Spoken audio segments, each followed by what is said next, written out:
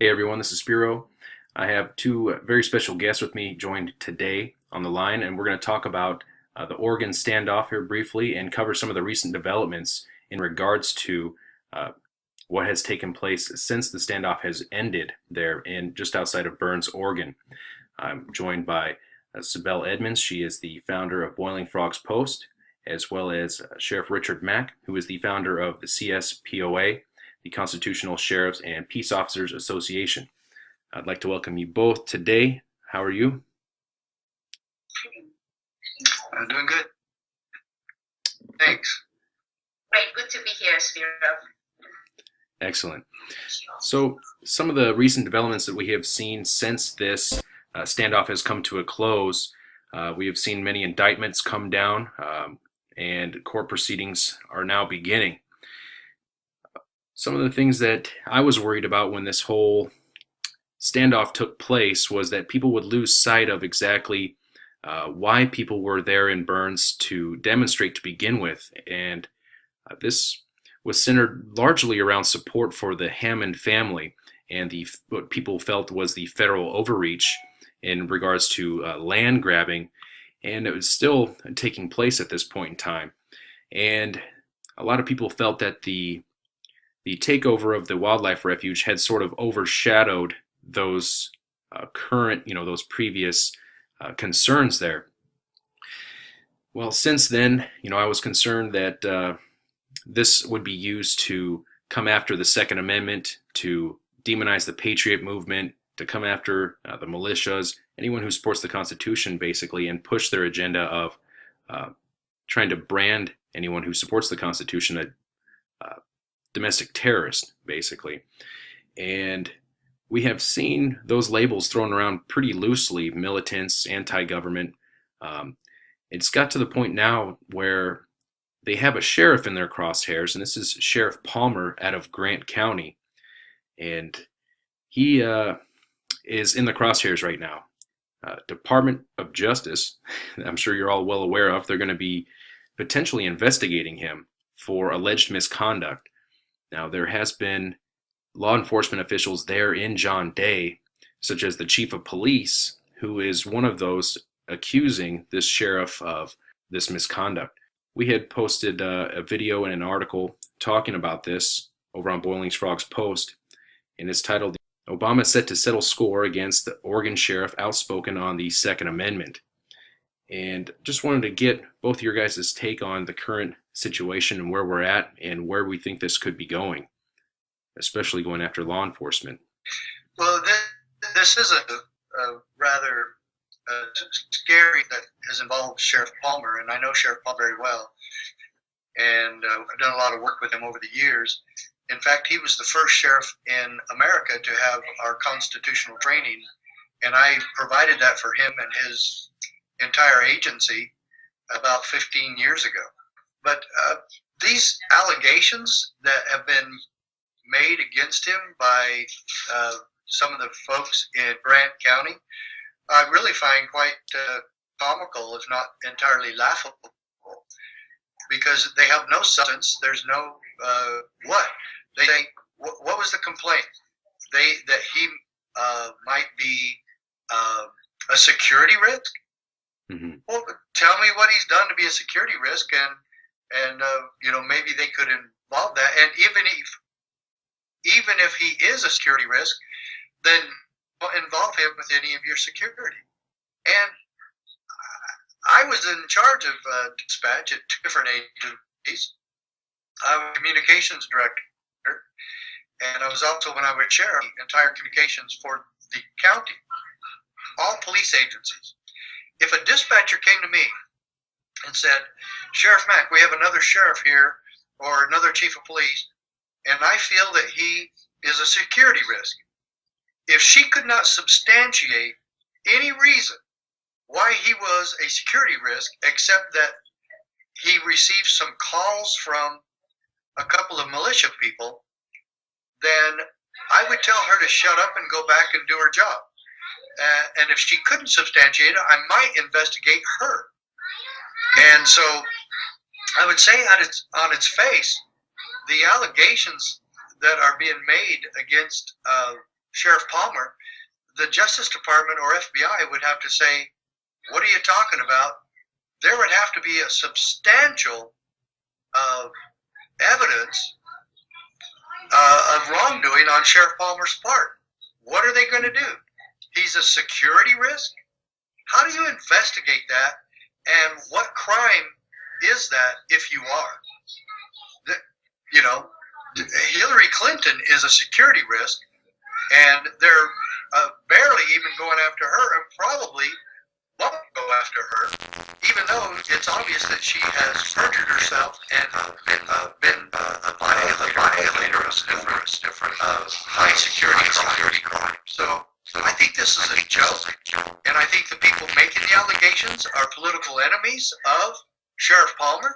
In fact, somebody last time, I think it was a sergeant or the current chief, actually ran against Sheriff Palmer, and Sheriff Palmer beat him in a landslide. So, of course, they're upset about that, and there's other people that are upset about that wishes somebody else would be sheriff. But this is ridiculous, and if they can't substantiate something a little bit better than we think he's a security risk, which is not a crime, then I think this is all going to be laughed at quite a bit. Mm-hmm. Well, I'd have to agree with you on that. One of the dispatchers there stated, they pretty much kept the sheriff out of the loop when the ambush took place, when they arrested the leaders of the wildlife refuge.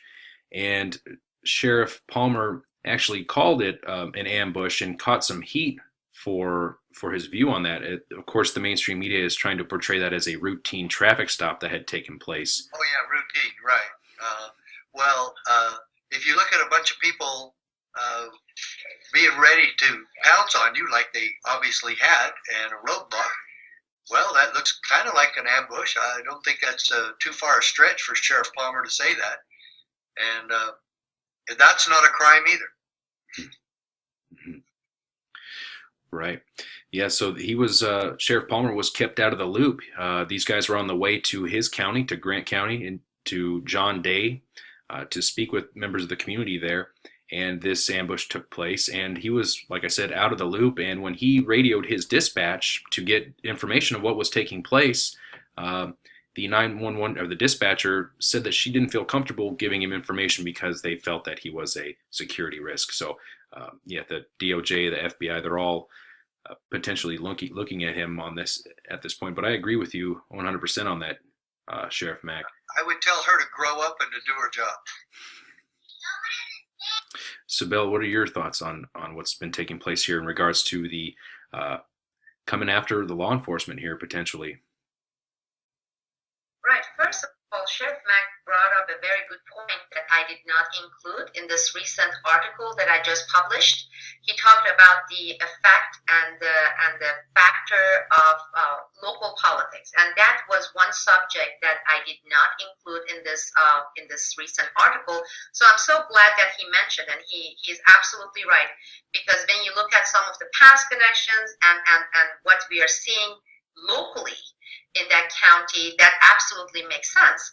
But as we know, the mainstream media, they usually don't really cover or provide coverage for local politics.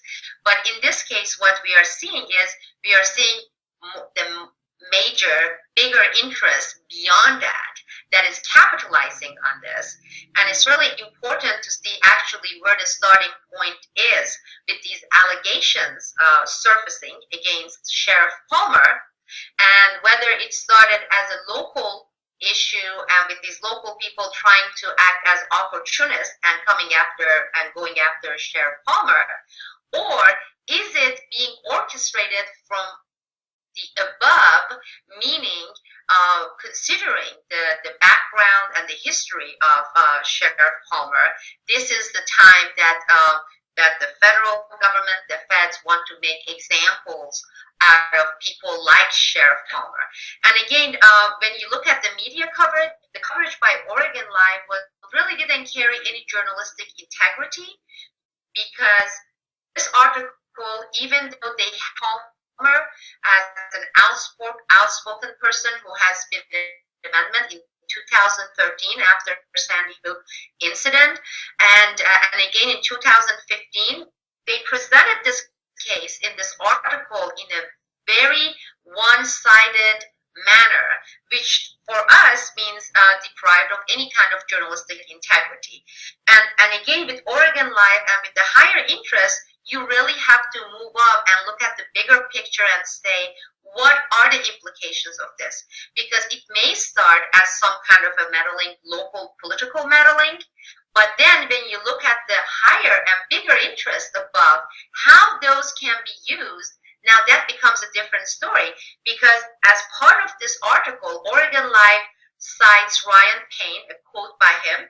Now they take that quote most likely out of context because they are not providing the context, where Ryan Payne refers to, by name, to Sheriff Palmer as one of the sheriffs who has been communicating with them or being supportive. And these are the kind of traps that you see the feds setting up to later use in the court, because then they would argue that it is admissible, and it would be part of these made up, twisted evidence entering in some kind of a court case that they may want to bring against people like Sheriff Palmer. That was what motivated me to sit down and write this, because even with the protest, with the murdering of LaVoy Finicum, with Sheriff Palmer, we see this incredibly biased, one-sided coverage, and in most cases, many cases, factually incorrect coverage of this whole event. And as you mentioned, Spiro, it is this attempt to carry it out and expand it, go from the militia and protesters to people who provided support, and from there moving into the journalists and the journalists who provided coverage, and from there, as you know, they went after the attorney who was representing Ammon Bundy. They right away started bringing these ethics charges against him before the Oregon Bar Association, saying that he tried to recruit them as clients before. Well, based on that standard, they should be rounding up all the ambulance chasers attorney, not that Mike Arnold is one, and bring them before the ethics committee. Since when they have been bringing that kind of accusation as part of a violation, charge of violations. And now after that, we are seeing it with Sheriff Palmer. And I believe this is very alarming. This is very alarming because when this starts extending and expanding from the protesters into the attorneys and then into the sheriffs, then we are looking at a bigger plan, a strategic plan, and then we have to pause and ask, what is that plan and how we can counter it? Because in this case, I think they're going after the wrong person. They're going after someone who's part of the law enforcement, someone who has taken his oath of office very seriously, and someone who truly is an American and is taking his Constitution seriously and is implementing in his job as he is required to do so. Well, that's definitely well said. They are going after people who are upholding the law and coming up with these, these bogus accusations, saying that he was, security risk and everything. But you're right. He never once met with the Bundys. Sheriff Palmer never once met with the Bundys. He did have a lunch sit down with Ryan Payne and John Ritzheimer, and he was stating that he didn't even know who he was going to have lunch with until he arrived there, saw who was there, and sat down and decided to talk with them and hear what they had to say anyways.